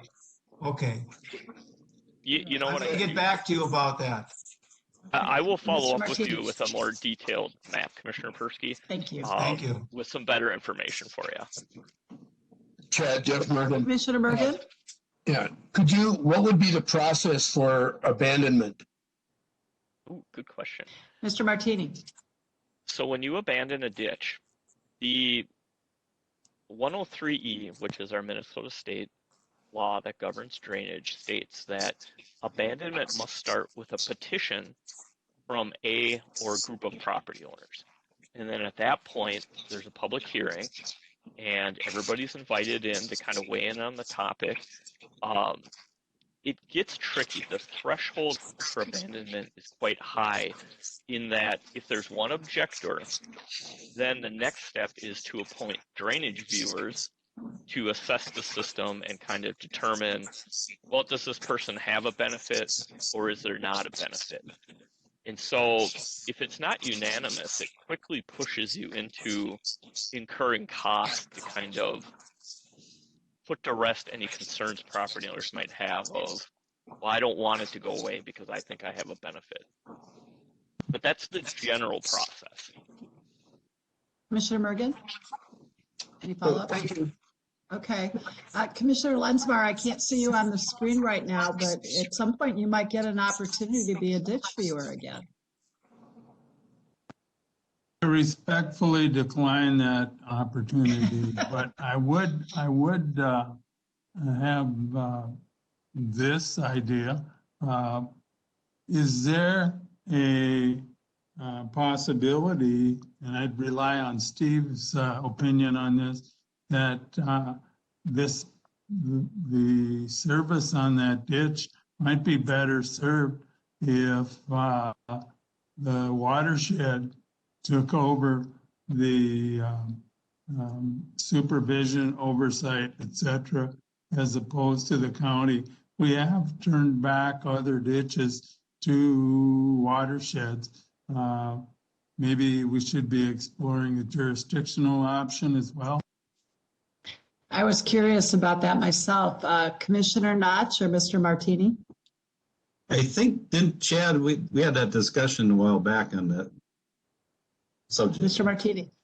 Yes, Madam Chair, Commissioners. When the One Watershed, One Plan process was going through Sauk River Watershed, there was some talk with Sauk River about not so much offering to transfer it to them, but more just from a staff perspective of understanding where Sauk River was. In the past, they had expressed interest with wanting that system. I think at this point, it sounds like they have some other administrative things that they're working on, and there wasn't any interest. You know, again, that's not a staff level decision. It was just simply trying to understand what the impact of One Watershed, One Plan might have on a drainage system where Stearns County was the drainage authority, and how that might work, and even understanding what rules and responsibilities might be involved at a state statute level.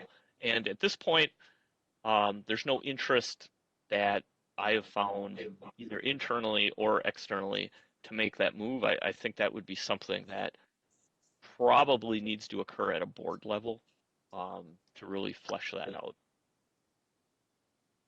Commissioner Lenzmeyer? I'm just thinking that administratively, for the folks that are immediately impacted, which would be the property owners in that immediate area, I would think that it would be easier for them if if the watershed had jurisdiction as opposed to the county. But I don't have my little heart set on either option, but let's appreciate that's a way that that's an avenue we could pursue. Thank you. I agree. Anybody else, any other questions on this one or comments? Okay, I see none. I think, Jeff, we're ready to move to item 3, unless there's something else, Chad, you want to make sure we know about? No, I think at this point, Madam Chair, I'd like to get into CD4. That is our most immediate ditch concern at this point. We have a working proposal. If you're willing to have me keep going, I'll dive in. Go for it. Thank you. So CD4, we've had some property owners who farm in the area that have been complaining about some water backing up behind road crossings. Stearns County, as a staff group, we've been inspecting. We've done an engineering process called reestablishment of records that helps us understand the placement of those culverts and the impact as it relates to the legal ditch bottom. You know, as you've heard me talk about in the past, the legal ditch bottom, that elevation is really critical in drainage law in terms of what we're able to do and not able to do in the ditch. And so after all that, we do feel that there are some obstructions on these township roads. Now, how we handle that, you know, is what we'll talk about here. So ditch location, this one's between Avon and St. Wendell Township. The flow is from east to west. There's a lot of background history that, you know, of course, adds to the complexity of any drainage project. In 2009, Township gets a hold of Stearns County. Culvert washes out on 130th Avenue. At that time, Township asks, where do you want your ditch culvert to go? And so at that time, Stearns County staff places it exactly where the existing culvert had been. We know now, you fast forward 10 years, we have so much more information. That culvert, unfortunately, is sitting a little higher than we'd like. 2017 is really when we as staff started working with property owners, inspecting the ditch, trying to understand what's happening in the system. And then in 2019 is when that engineering process occurred, where we were able to reestablish records and determine a ditch bottom elevation.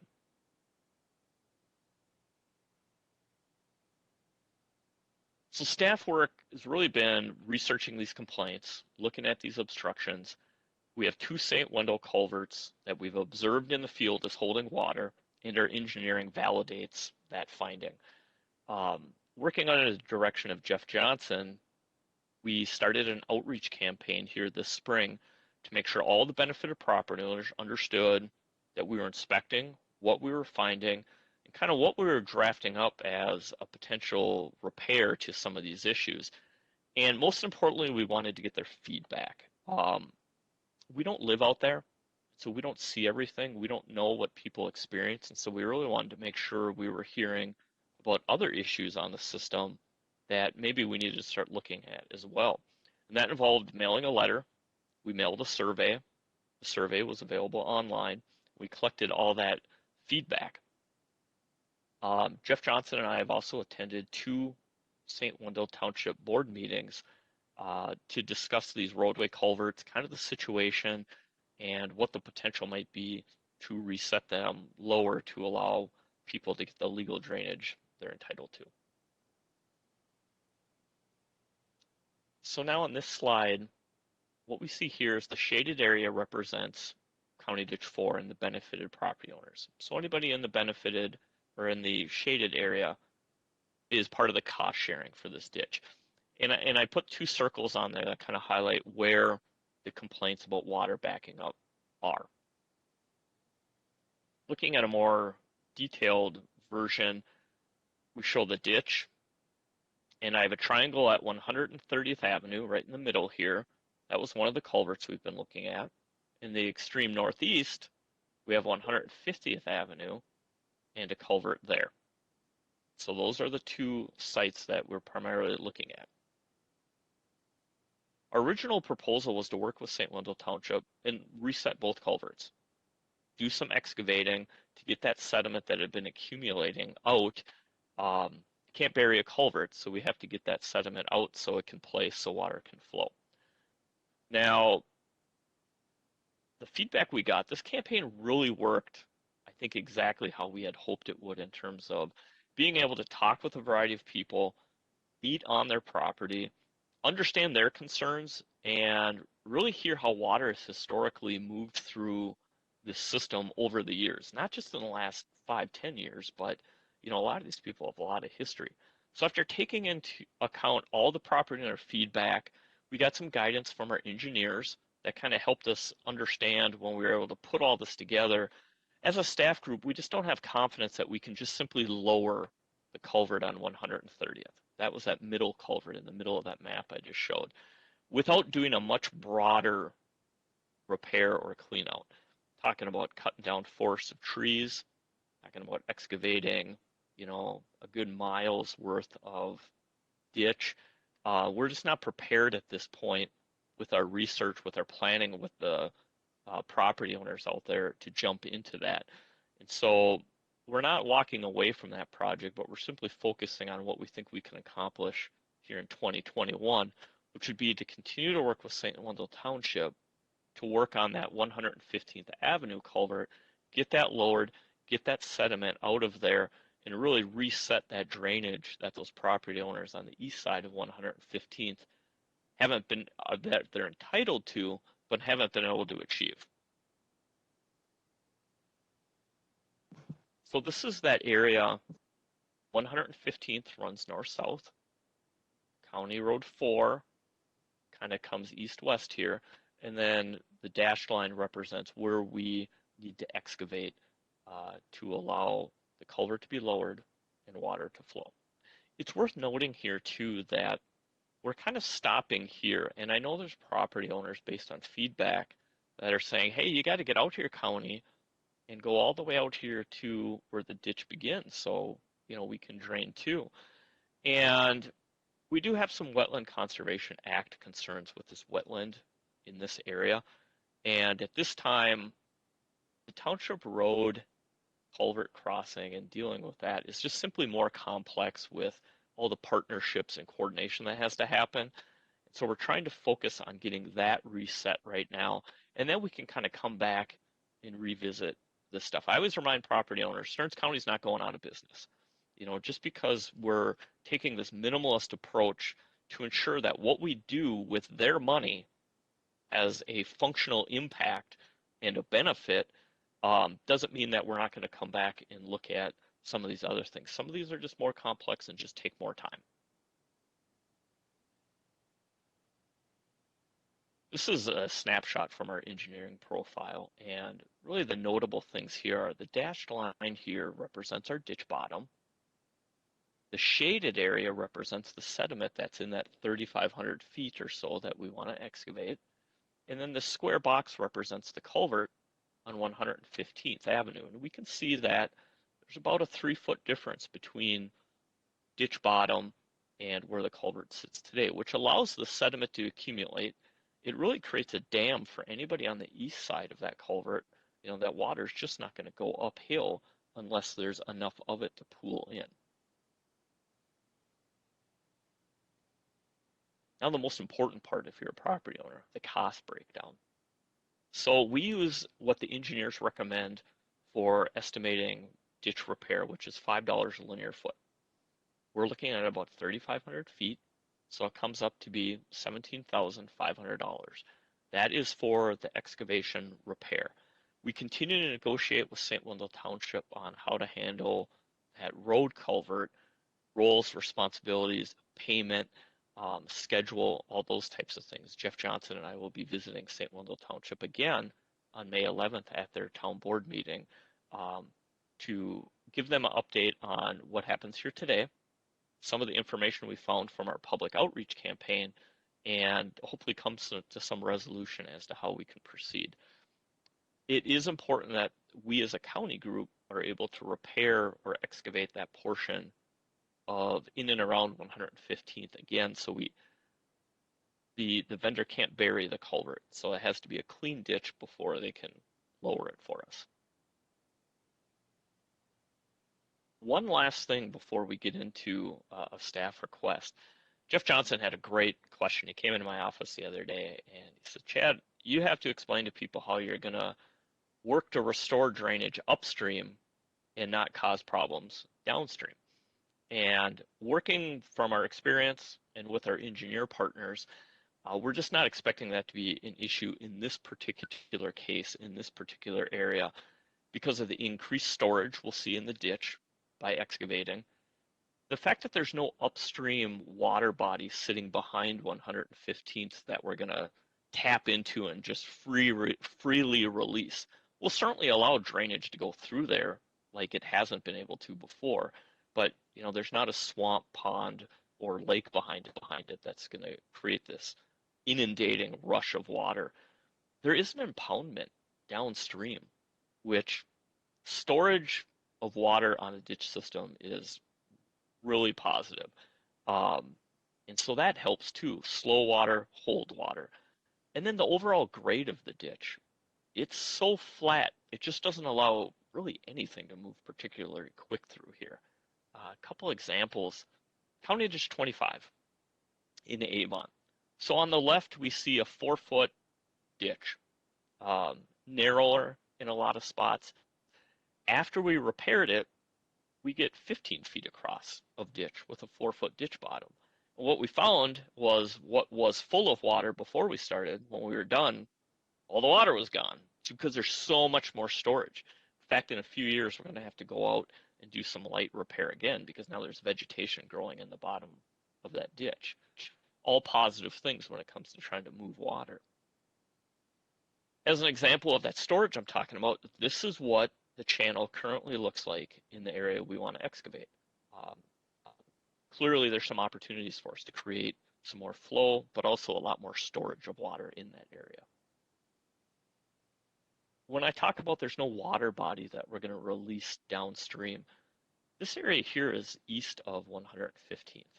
And the dashed line represents where we're allowed to repair at this time. And the water flow, of course, is going east to west. And we have some wet soil. We have some private ditches that are coming into this. But, you know, again, we're not expecting a tremendous more amount of water to all of a sudden rush into this area. Certainly nothing that the engineers feel the system can't handle.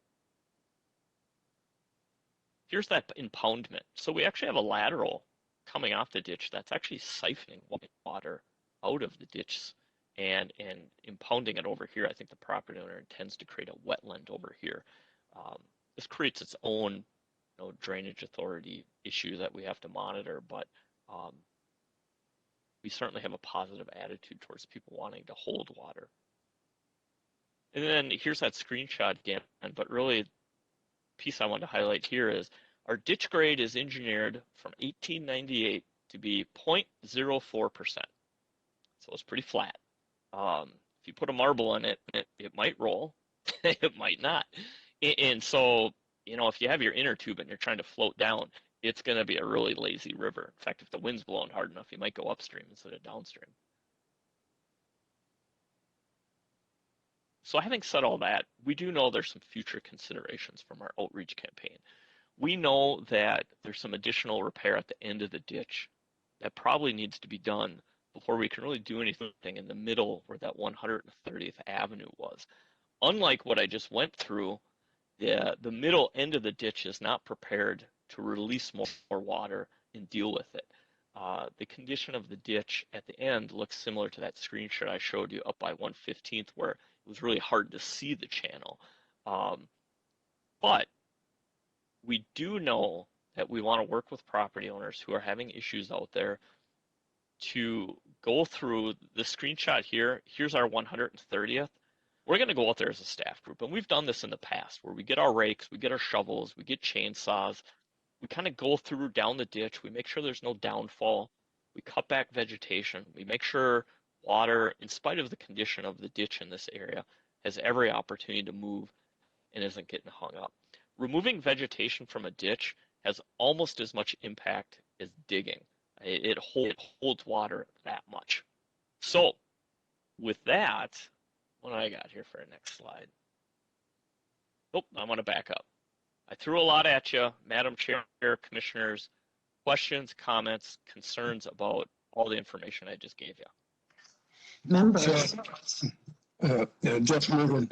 Oh, yeah, go ahead, Commissioner Morgan. Is this ditch totally rain fed, or is it rain related, or is it got some spring feeding that goes on? Ooh, I'm really glad you brought up Mr. Martini. Thank you, Madam Chair. There is an area, I can find a good slide for it. Oh, sure. So here's our 115th. We know from talking to property owners, this is why it's so important to get out there. There are a lot of natural springs in this area.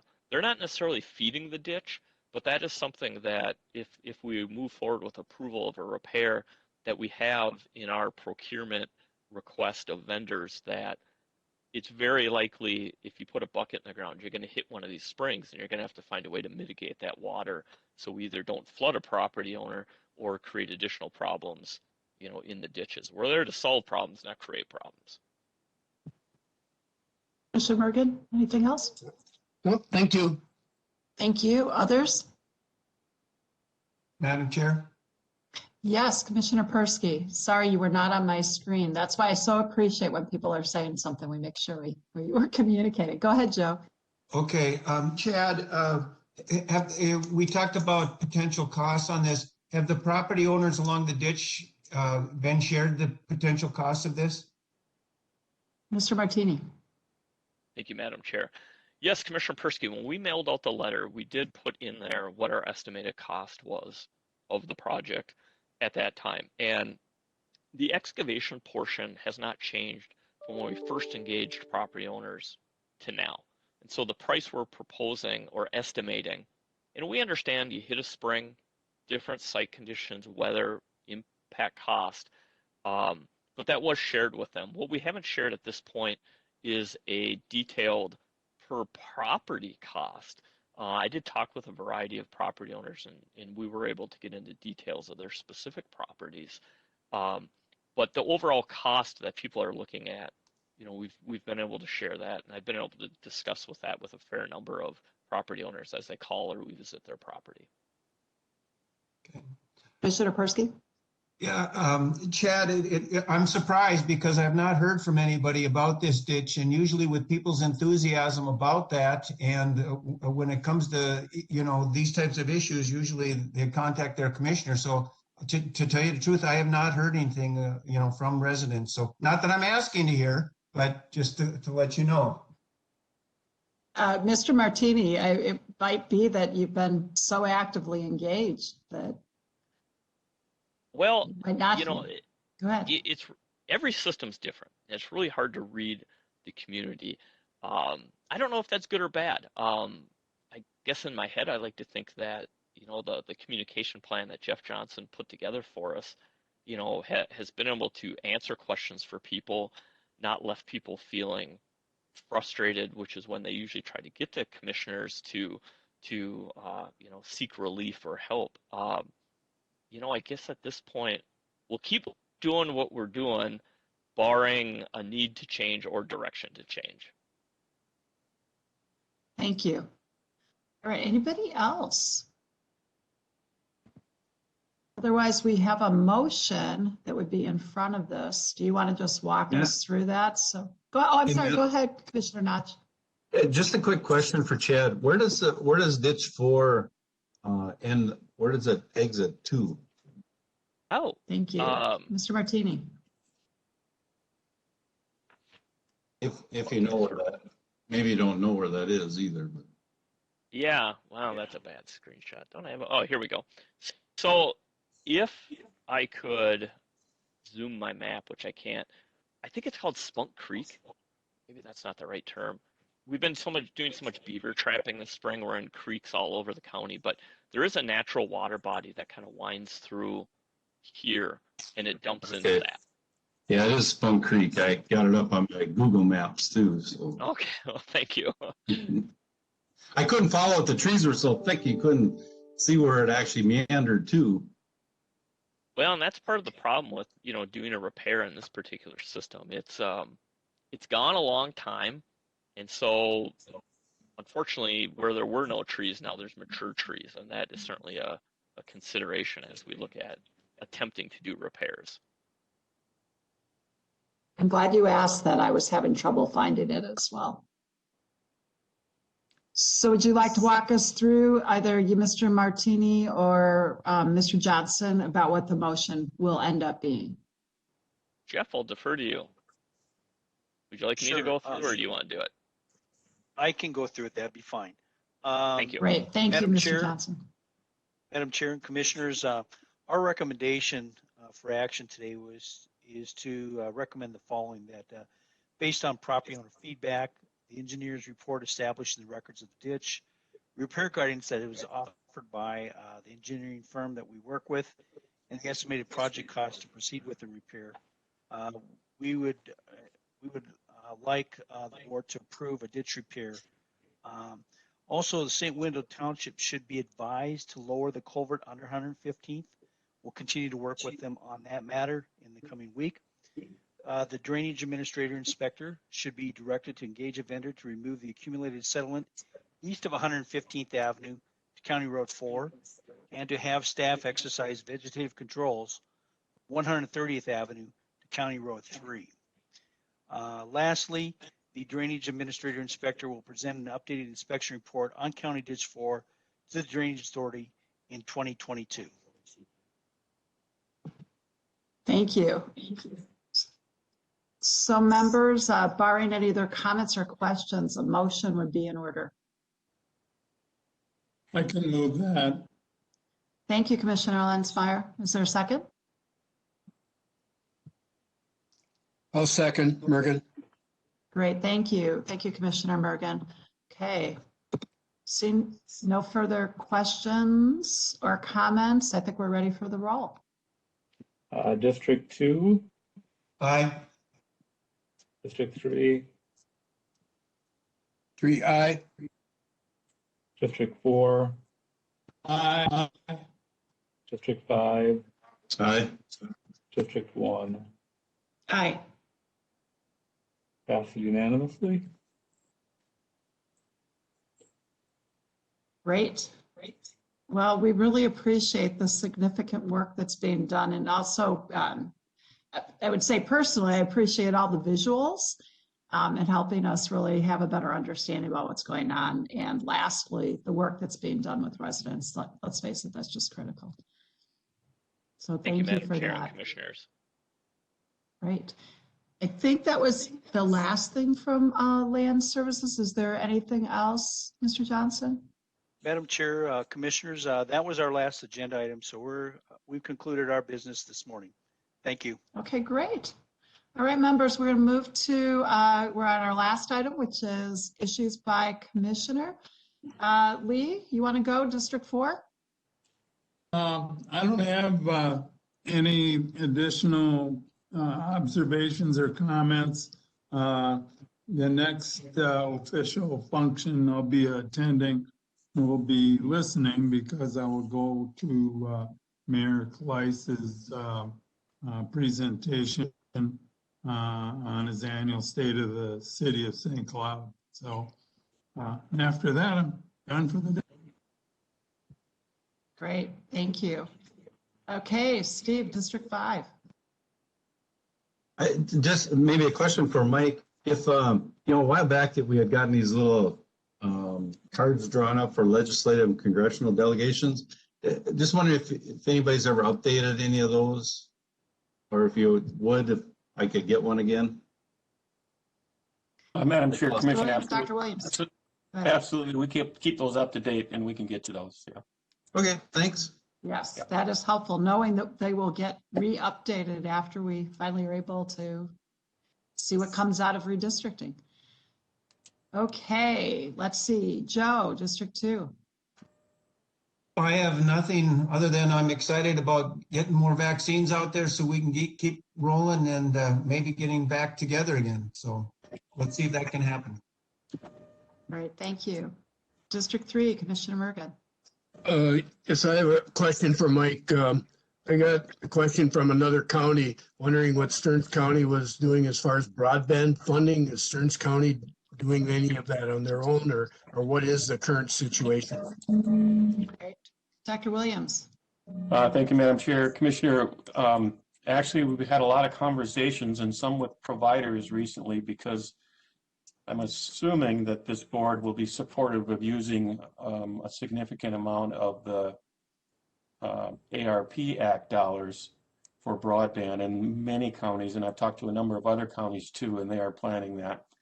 I've also talked to the DEED folks about broadband and trying to get an idea of what the state might be doing with some of the dollars they're getting, and to help coordinate the counties. I actually have a conversation, and I've engaged if you remember, we had a consultant a couple of years ago that did a plan for us and quantified a lot of what it costs to get broadband to our unserved and underserved areas, and she's been working on actually has a draft of a request for proposals or a request to negotiate with providers, and so. And I'm thinking that we'll probably re-engage our broadband task force sometime soon as well. I just included Superintendent Walsh on a couple of those discussions most recently. So anyway, the long and short of it is, I don't know, how much dollars that we'll want to spend on broadband from the ARP Act. But certainly we will soon want to have a conversation with the board about that. My original thought was that we were going to have enough dollars available that we could devise some kind of a request and maybe actually get the bulk of our underserved and unserved areas covered. I had a long conversation with Mark with Arvig yesterday, and I'm not so sure that there's enough to really cover all areas, and we were talking about 3 specific areas that Arvig is interested in covering. So I'm trying to gather this all together so we can have a reasonable conversation about it all at once, rather than little sections, kind of how it's happened in the past.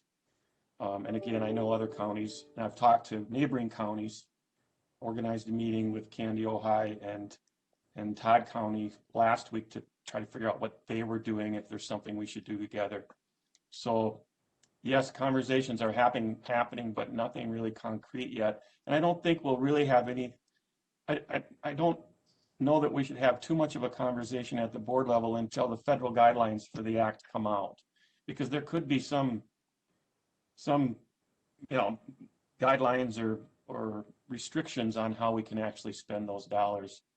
Or it might be more wide than we think. We really don't know. So I know that's a long-winded answer with not a very specific answer, but I do anticipate that we should use a good portion of that $32 million about broadband, but we also need to have a discussion about other things that we might want to use those dollars for. And wouldn't it be fair to say how we're leveraging those resources?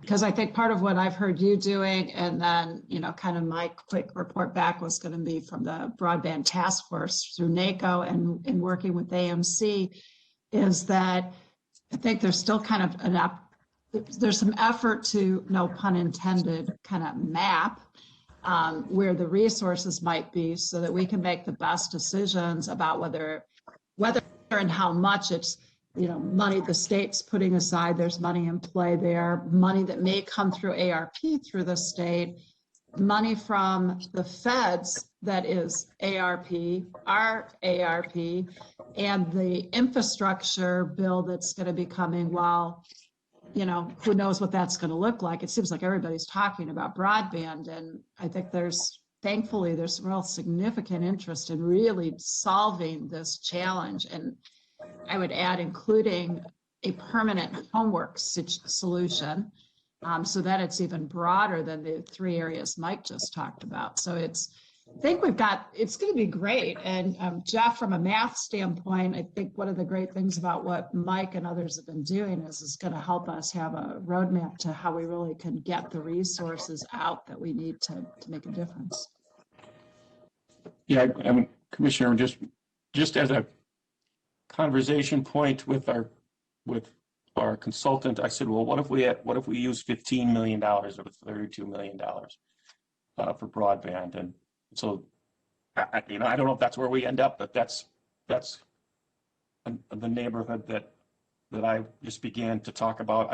I have heard 1 or 2 other counties that are talking about using half of their dollars for broadband, but I don't think we're quite there yet to say what we should try to do. And thankfully, we do have enough time with this money that we can wait a little. I mean, we don't want to wait too long because it'll take a while to get that infrastructure done. But we're not rushed like we were with the previous CARES Act, or with the previous dollars. So sorry if there's not firm answers there, Commissioner Mergen, but that's kind of where we are. Anything else, Jeff? Nope, that was it. Thank you. Okay. I think one other item on that, just to reinforce, is Senator Klobuchar really is planning on being kind of the point person in the Senate, or taking the lead on that. And she's got great relationships with a number of people, and we and others have her ear. So that's a very helpful thing. And I don't know that I have anything else. I'm glad the Times did put together that service. My understanding, commemorating the regional deaths that have happened as a result of COVID. My understanding is the ribbons will be up all week. So if somebody didn't get a chance to come and wants to add somebody they're thinking about, they can do that. And we've got our virtual transportation tour coming up soon. Is that correct, Dr. Williams? I think it might be before our next board meeting. Maybe I'm not remembering. Yeah, I'm sure that is Wednesday, the 12th of May. Okay, great. It'll be nice when we get to do that in person again, but I'm really thankful that Jody's putting that together.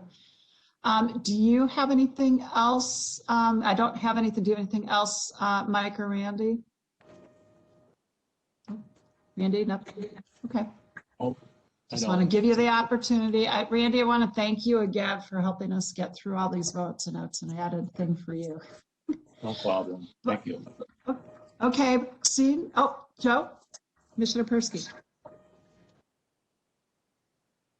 We cannot hear you. Madam Chair, I was just There you go. waving goodbye to everybody, but Okay. I was going to just comment on the broadband. I appreciate your work and Dr. Williams' work on that.